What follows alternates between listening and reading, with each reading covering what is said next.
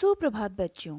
आज हम आपके पाठ्य पुस्तक हिंदी सरिता के पाठ हिमालय और हम का अध्ययन करेंगे। यह एक कविता है जो कि गोपाल सिंह नेपाली जी द्वारा रचित है। आइए अब हम गोपाल सिंह नेपाली जी के बारे में जानते हैं और फिर कविता का रसास्वादन करते हैं। गोपाल सिंह नेपाली जी का जन्म 1911 में हुआ था। वे हिंदी एवं नेपाली भाषा के प्रसिद्ध कवि थे। इन्होंने बम्बईया हिंदी फिल्मों में गाने भी दिए थे। वे एक पत्रकार भी थे। इन्होंने रतलाम टाइम्स, चित्रपट, सुधा और योगी नामक जो 4 पत्रिकाएं थी उनका संपादन भी किया था। जिस समय चीन ने आक्रमण किया था उस समय भारत के लोगों को जागरूक करने के लिए, उनके अंदर क्रांति की भावना जागृत करने के लिए उन्होंने देशभक्तिपूर्ण गीत और कविताएं लिखी थी। इनमें सावन, कल्पना, नीलिमा, नवीन कल्पना करो आदि बहुत प्रसिद्ध हैं। तो ये थी जानकारी गोपाल सिंह नेपाली जी के बारे में। ये नेपाली उपनाम से कविताएं लिखते हैं। चलिए अब इनकी कविता का प्रारंभ करते हैं। इस कविता के अंदर हिमालय की विशेषताओं का वर्णन करते हुए कवि ने भारत के साथ उसकी समरूपता को बताया है।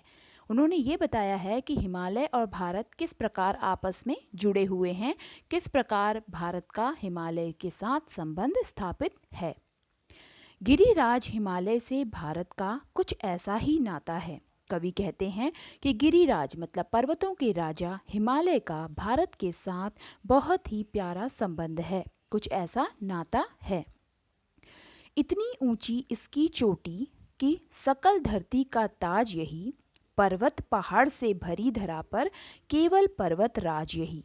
इस पंक्ति के माध्यम से कवि कहना चाहता है कि हिमालय की जो चोटी है वो सबसे ऊंची चोटी है। आपको पता होगा कि एवरेस्ट जो है हिमालय की सबसे ऊंची चोटी मानी जाती है। ठीक इसी प्रकार यहाँ पर विश्व की सबसे ऊंची चोटी होने की वजह से भारत का सबसे बड़ा सरताज या विश्व का ताज किसे माना जाता है? हिमालय को ही माना जाता है। जिस प्रकार व्यक्ति के सिर पर ताज या मुकुट शोभित होता है, ठीक इसी प्रकार भारत के सिर पर कौन शोभित होता है? हिमालय शोभित होता है। पर्वत पहाड़ से भरी धरा पर कहते हैं ये जो पृथ्वी है, धरा मतलब पृथ्वी, इस धरती पर जिस पर बहुत सारे पर्वत और पहाड़ भरे हुए हैं, केवल पर्वत राज यही। इतने सारे पर्वतों के बीच पर्वतों का राजा केवल एक ही है जो कि हिमालय है।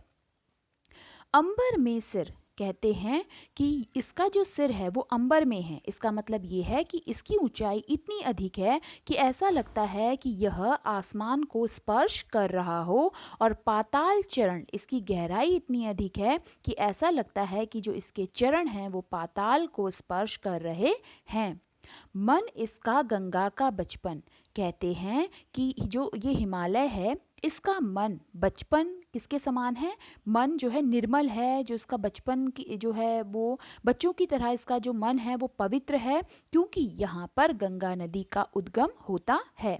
गंगा नदी कहाँ से निकलती है? गंगोत्री के गोमुख से निकलती है। तो कहते हैं हिमालय का जो बचपन है, इसका जो स्वभाव है वो बहुत ही पवित्र है, क्योंकि गंगा नदी का उद्गम यहाँ से होता है।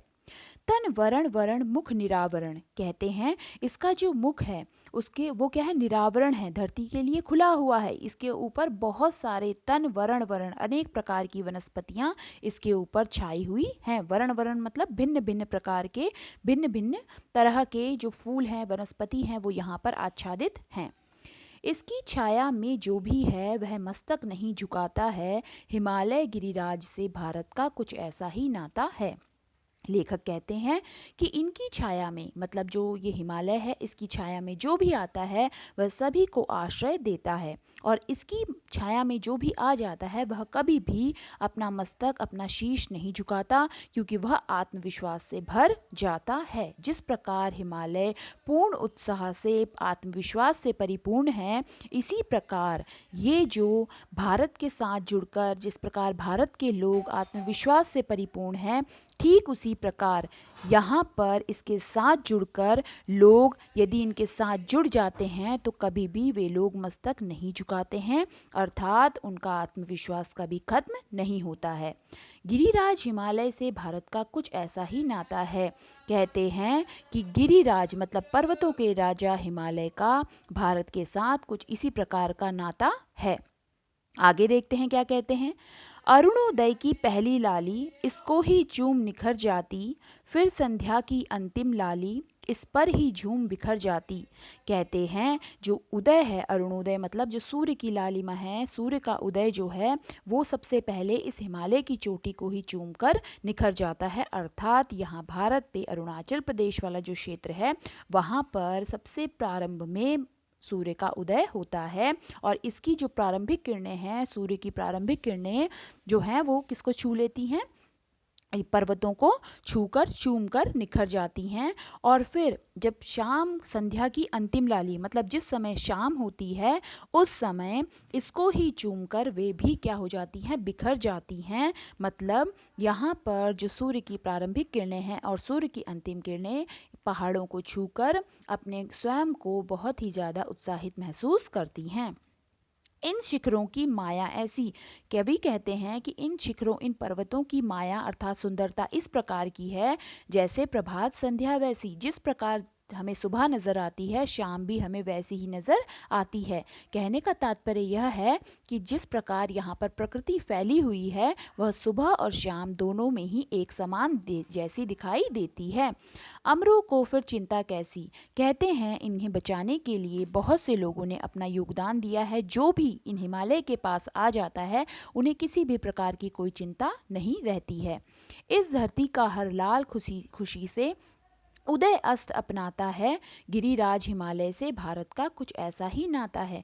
कवि कहते हैं कि इस धरती का हर लाल यानी कि इस धरती पर पैदा हुआ हर एक सैनिक, हर एक युवक, हर एक नौजवान उदय अस्त अपनाता है। हर प्रकार से खुशी दुख दोनों प्रकार से दोनों चीज़ों में समान रहता है, क्योंकि यहाँ की धरती पवित्र है और इसी वजह से यहाँ का जो व्यक्ति है वो उदय अपने जीवन में संघर्ष करता है, अपने लक्ष्य को प्राप्त करता है और जो भी उसके जीवन में दुख आते हैं उनको आसानी से अपना लेता है, क्योंकि जो हमारा पर्वत राज है उससे बहुत ही गहरा नाता है।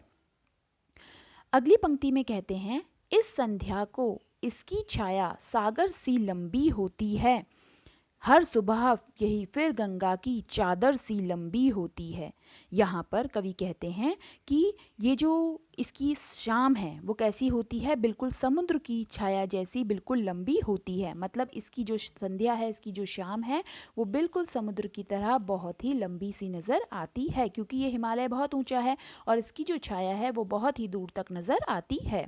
हर सुबह फिर वही गंगा की चादर सी लंबी होती है।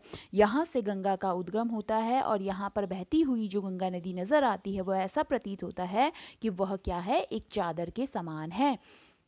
इसकी छाया में रंग गहरा, इसकी जो छाया है वो हमें गहरे रंग से जुड़ती है। मतलब यहाँ पर जो हिमालय पर्वत है उसकी हर एक जो छटा है वो बहुत ही ज़्यादा मोहक है और बहुत दूर तक फैली हुई है देश हरा प्रदेश हरा। कहते हैं ये जो हिमालय है, ये जो देश है, ये पूरा ही हरा है, क्योंकि यहाँ पर विभिन्न प्रकार की वनस्पतियाँ और औषधियाँ पाई जाती हैं। इसी वजह से ये जो देश है वह भी हरा और प्रदेश पूरा हरा नज़र आता है।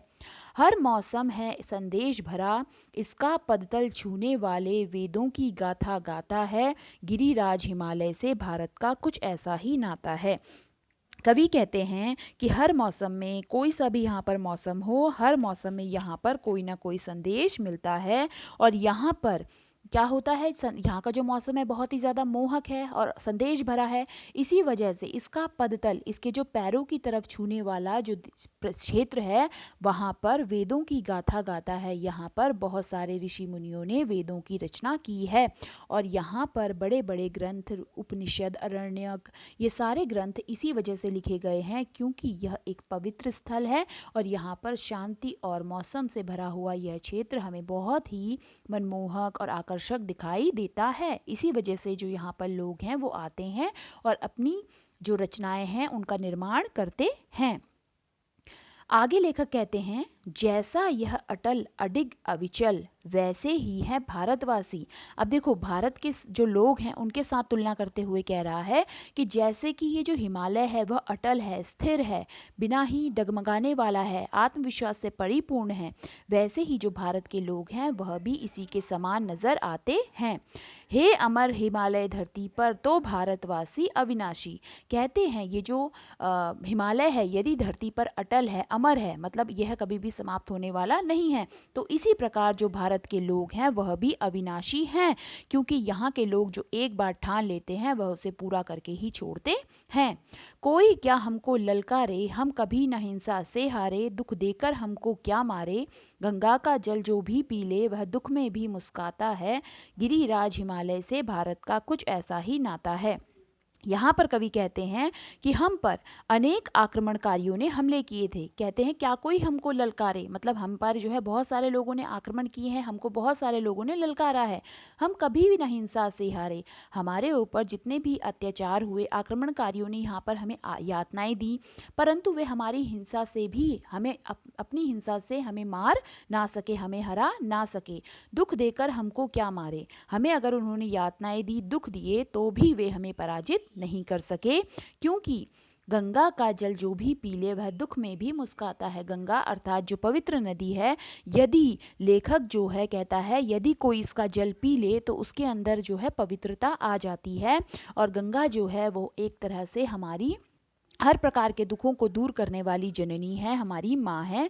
इस प्रकार वह दुख में भी मुस्काता है। यदि उस व्यक्ति के ऊपर कोई दुख भी पड़ता है तो भी वह मुस्कुराने लगता है। मतलब जो भारतवासी हैं वह किसी भी प्रकार से किसी के सामने झुकते नहीं हैं। उन्होंने हर एक प्रकार से हर एक दुख में स्वयं को स्थिर रखा है। वह कभी भी किसी दुख के सामने झुक कर कभी भी घबराते नहीं हैं। गिरिराज हिमालय से भारत का कुछ ऐसा ही नाता है। कवि कहते हैं कि जो पर्वतों के राजा हिमालय है उनसे सबका एक जैसा इसी प्रकार से भारत का नाता है। अब 5वीं पंक्ति में लेखक कहते हैं, टकराते हैं इससे बादल तो खुद पानी हो जाते हैं, तूफान चले आते हैं तो ठोकर खाकर सो जाते हैं। यहाँ पर कवि कहते हैं कि जब कभी यहाँ पर बादल आता है, इससे टकराता है, तो वह स्वयं ही पानी हो जाता है। आप सभी को पता होगा कि जब भी बादल बनते हैं तो उसे किसी न किसी एक ऐसे स्थान की आवश्यकता होती है जहाँ से वो टकराकर वर्षा कर सके। तो यहाँ पर जो भी हवा आती है, वर्षा से लदे हुए जो बादल आते हैं, यदि वो इस हिमालय से टकराते हैं तो वे खुद पानी बन जाते हैं, अर्थात वे बारिश कर देते हैं। तूफान चले आते हैं तो ठोकर खाकर सो जाते हैं। यहाँ पर बहुत सारे तूफान आते हैं तो वे क्या करते हैं, जब इनसे टकराते हैं तो वे यहाँ आकर स्थितिल पड़ जाते हैं और वे शांत हो जाते हैं।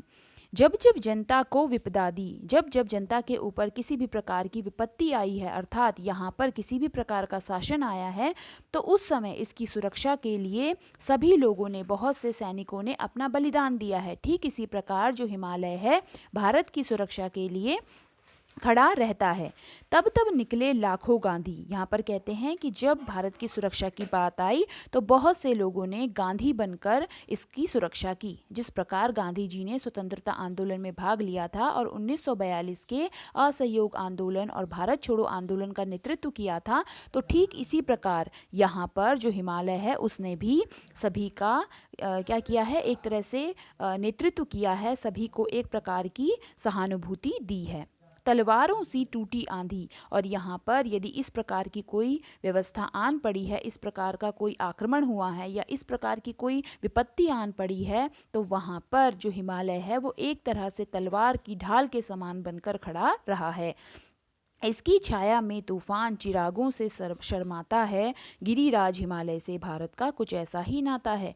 कहते हैं यहाँ पर इसकी छाया के साथ, जब भी हिमालय की छाया के पास कोई भी व्यक्ति आ जाता है तो वह किसी भी प्रकार की विपत्ति, आपदा और तूफान से नहीं घबराता है। यदि उसके ऊपर कोई भी आंधी आ जाती है, कोई भी मुसीबत आ जाती है, तो जिस प्रकार व्यक्ति अपने साहस से किसी भी प्रकार के मुसीबत को दूर कर लेता है तो इसके सामने होने पर जो चिराग है वह भी क्या करता है, अटल रहता है, स्थिर रहता है, वह तूफानों से डगमगाता नहीं है। क्योंकि आपने देखा होगा यदि कोई चिराग है, यदि आप दिया जलाकर रख दें तो उसके ऊपर क्या होता है, यदि हवा चलाएंगे तो वह जल्दी से बुझ जाएगा।